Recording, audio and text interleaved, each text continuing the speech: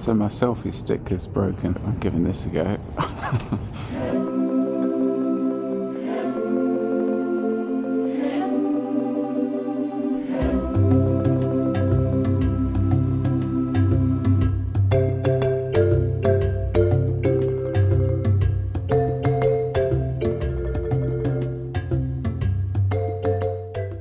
Today I'm going to be riding out to Essex, so heading out towards Romford now, and then down to Southend, and then back into London. It's a ride that was actually done by Dondo, who's a guy that also did the Day in Hell last weekend on his Brompton, so I met him after the ride, and basically him and Rose were saying how they'd done this ride out to Essex, and that was a really good route. So basically I'll be retracing that route. As per usual, I've not looked at the route ahead. I think it involves a ferry at some point. Hopefully the ferry is running. But yeah, I think it's about 100 miles all in, something like that. So yeah, let's see how it goes.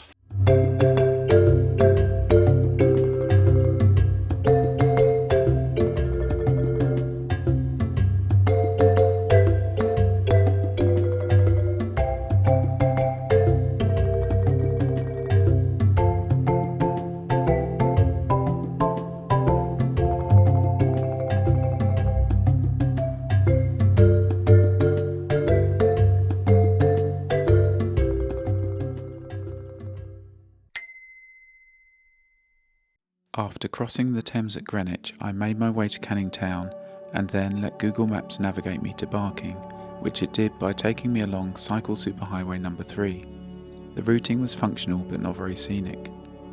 Cycle Superhighway 3 is pinned to the side of the busy A13 for 5 miles. It's a straight road and the cycle path is flat and well maintained, so progress was quick, but noise and air pollution levels are high. Perhaps surprisingly for such a dreary stretch of road, the A13 has inspired some songs. Billy Bragg wrote a pastiche of Bobby Troupe's Get Your Kicks on Route 66 titled A13 Trunk Road to the Sea. The tune is the same, but the words have been changed. For example, the original has the line, "Take my way, the highway, that's the best," which in Billy's version becomes, "Take the A road, the OK road, that's the best." Jar Wobble also took inspiration from here and wrote the track A13, in which he describes the road as a giant metaphor for nowhere. Cycle Superhighway 3 will soon be rebranded to simply Cycleway 3. Let's hope the name change doesn't spoil anyone's lyrics. It was a relief to come off of the A13 and onto some regular suburban roads, mainly for the peace and quiet.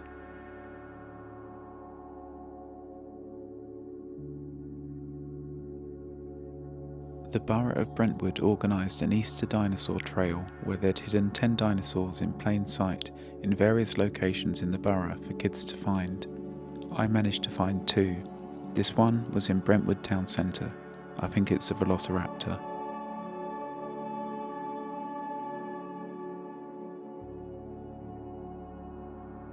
My chain was squeaking at me, so I made a quick stop off at Shenfield Cycles here to buy some chain lube.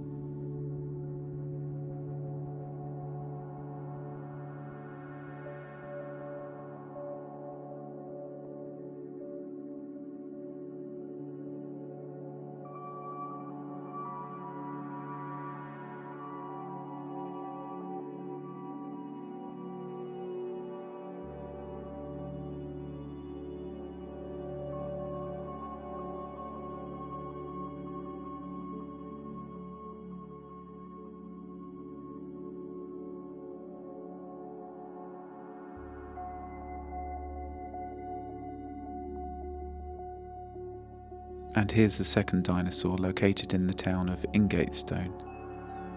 I'm not an expert, but I think the dinosaur there is a Bromptosaurus.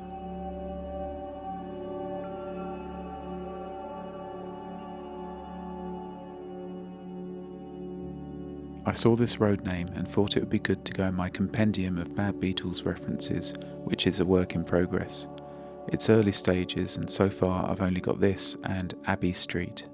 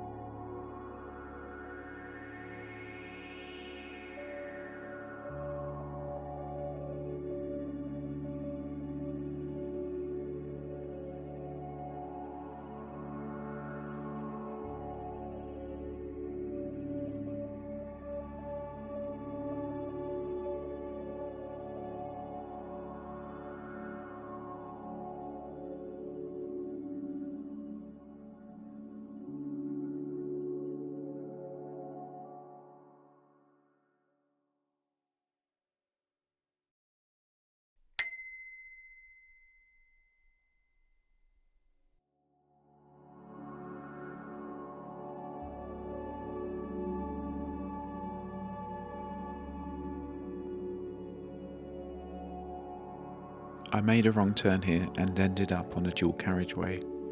The traffic wasn't heavy, so it didn't take too long to cross and get back on track.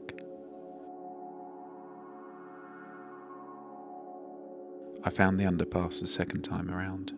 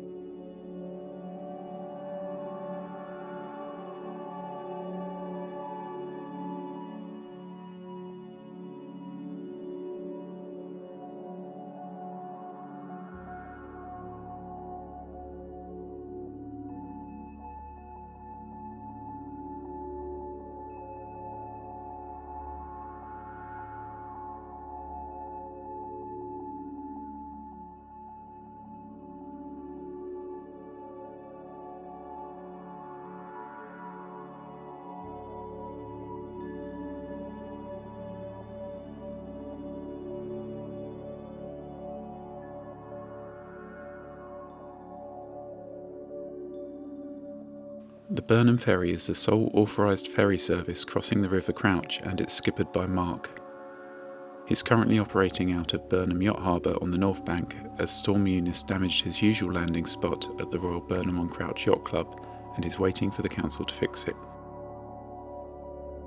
I'd just missed him when I arrived, so I took the opportunity to take a break and eat a roll. I called him on the dial-a-ferry number listed on his website to let him know I was waiting, and he picked me up in about 10 minutes. Weather permitting, it runs 6 days a week from April to September. It doesn't run on Mondays. Looking at the Burnham Ferry website, I see it also didn't run on the Wednesday and Thursday that week due to technical issues, so I got lucky with my ride, which was on the Tuesday.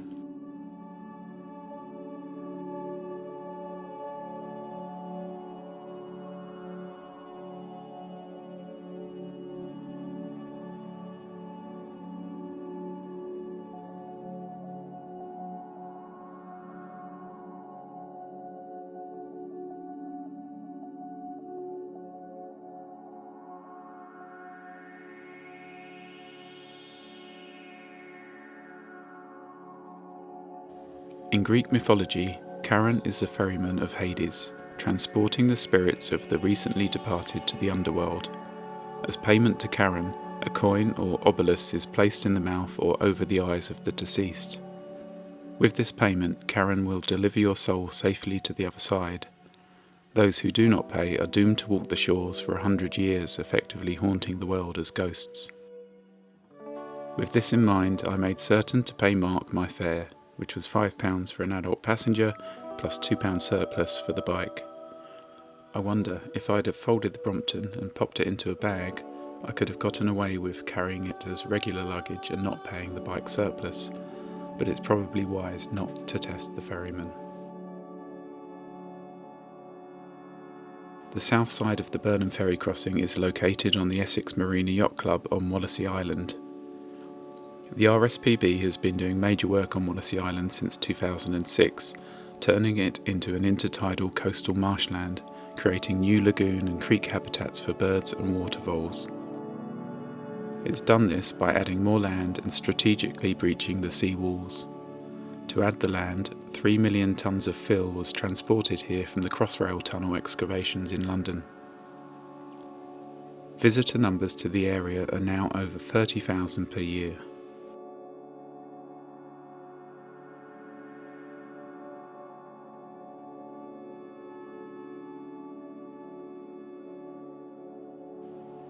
You can see here it really is an island. I had to cycle through water to get back to the mainland.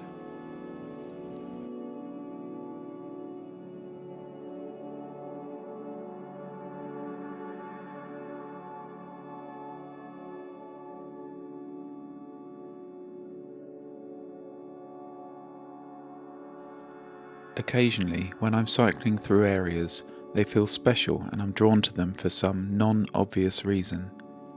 It's not necessarily the aesthetic, but perhaps it's something to do with its aspect within the natural landscape, its history or its people. A couple of examples of places that have stood out to me in this way are Easky in County Sligo, Ireland, and Abbey Cumhir in Powys, Wales. As I cycled down this particular hill, named Old Church Hill, it felt like a place I definitely want to come back to visit on foot, to explore the paths in the fields adjacent to the road. I looked up this area when I got back and see there is an old church here, St Mary and All Saints.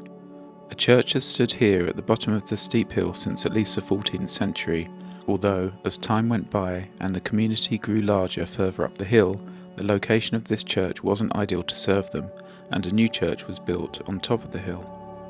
The old church fell into ruin. It was eventually sold off and has since been restored and turned into a private home. The churchyard is still open to the public.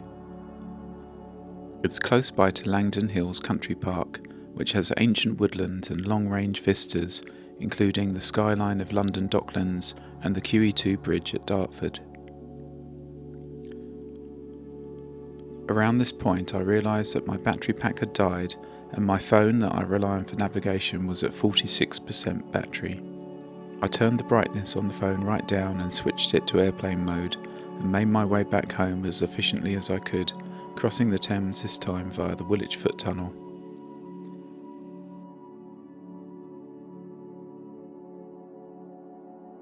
The total distance covered today was 115 miles, and it was pretty easy cycling because it was mostly flat and the weather was good. Thanks very much for watching again.